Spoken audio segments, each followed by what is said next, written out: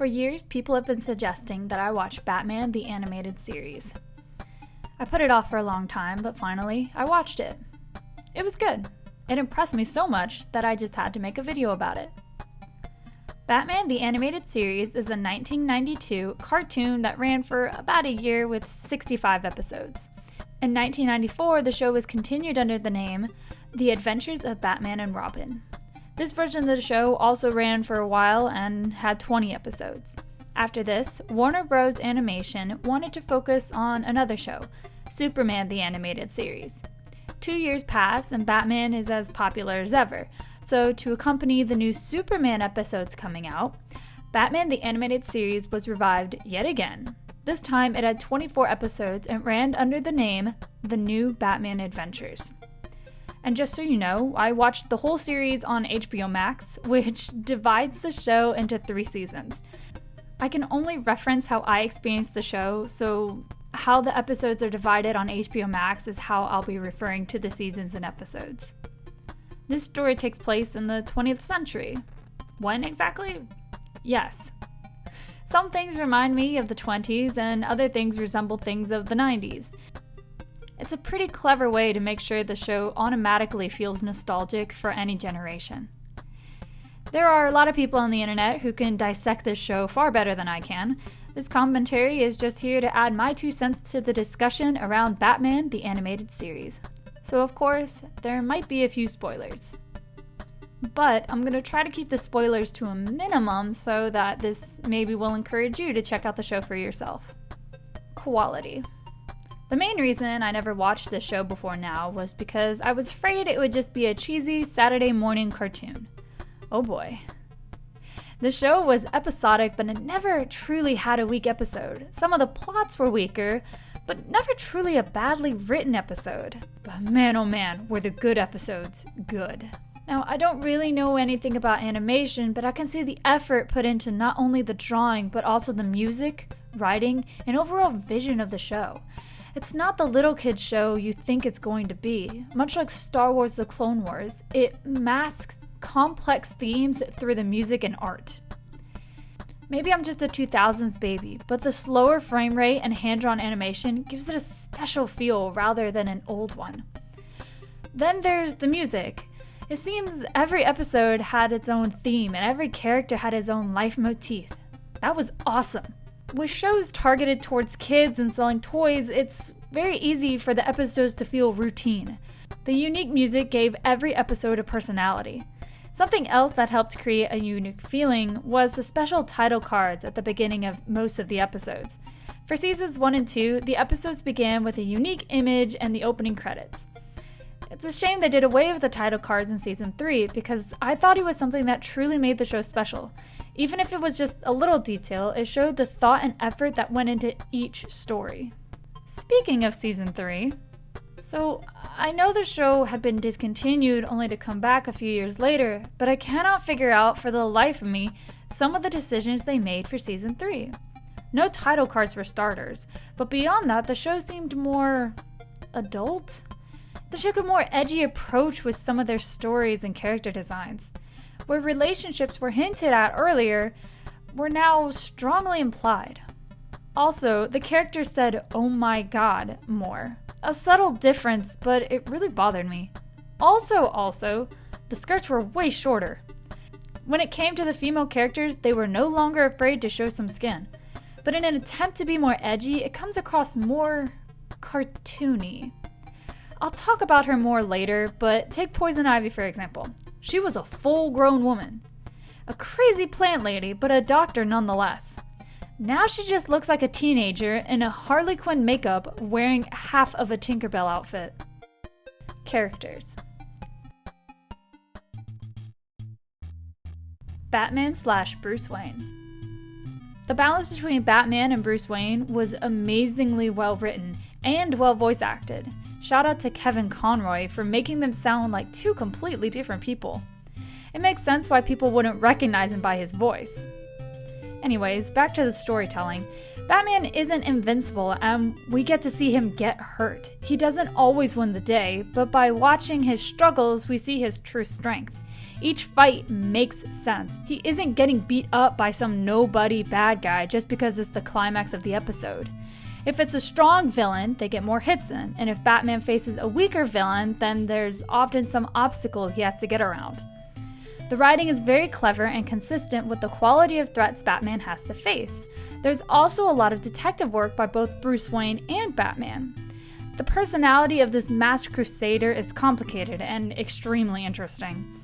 Oftentimes, we'll see a gritty Batman and a frat boy Bruce Wayne, but this show goes beyond those stereotypes.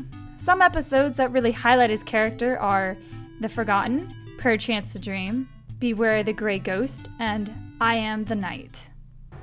When you look too long into the abyss looks back through you. Maybe it's time for Batman to return to the night that spawned him, before anyone else gets hurt. Dick Grayson. Dick Grayson starts the show as Robin and is later seen as Nightwing in Season 3. The relationship between Batman and Robin, specifically Bruce Wayne and Dick Grayson, is amazing. The father-son vibes are so strong, and I love it. Barbara Gordon. I can't tell if I love or hate her character. Due to the time jump between Season 2 and 3, we don't get to see much of Batgirl's growth as a character. She goes from newbie to full-fledged Bat family member, almost completely off-screen. To be fair, I did like her in Season 3 better than in previous seasons. Poison Ivy. I wasn't expecting to like her as much as I did. I love her Season 1 and 2 character.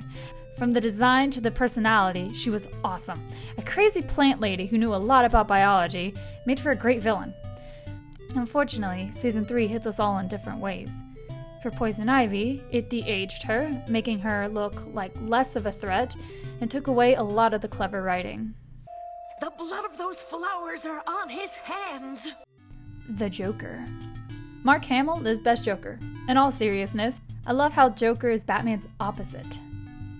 You know, dark clothes versus bright clothes, a serious man versus a fun man, mostly sane versus mostly insane. And here are some episodes that really demonstrate Joker's personality well. Joker's Wild and Mad Love. Catwoman. I shipped her and Batman until I watched The Mask of the Phantasm movie, but sadly, the Season 3 pandemic hit her the hardest. Two-Face. I like how Bruce Wayne had a personal attachment to this villain, before he became a villain. But I have issues when I see Two-Face and go, oh, so he's basically Rambo.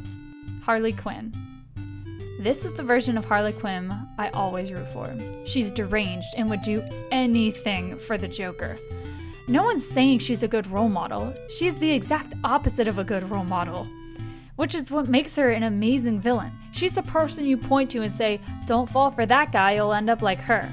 She's probably my favorite character, and my favorite episodes with Harley include Harley and Ivy, Harley Quinade, and Harley's Holiday.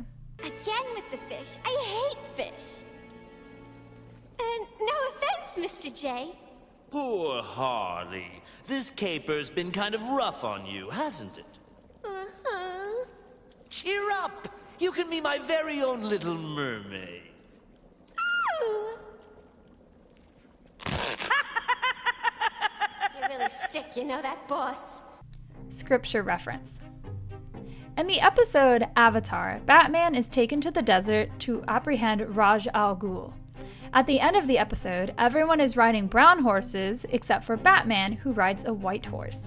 I think this is a reference to Revelation, specifically Revelation 6:8, which reads, "And it looked, and behold, a pale horse, and its rider's name was Death, and Hades followed him. And they were given authority over a fourth of the earth to kill with sword, and with famine, and with pestilence, and by wild beasts of the earth." Revelation serves a dual purpose. It is one, a letter written by the Apostle John to 7 churches of his time. But it is also a written account of visions given to the Apostle John about the end times. By using this symbolism, Batman is portrayed as death itself, with the potential to bring about an apocalypse against those who wish to do harm to Gotham City. Alright, things I really liked. Batman's cape. This quote. You are not my father. I am not a disgrace. I am vengeance. I am the Knight. I am Batman! The Appointment in Crime Alley episode, the random bottomless pit in the Batcave, Batman's cape, conjoined twins in the episode Sideshow, this exit in Riddler's Reform,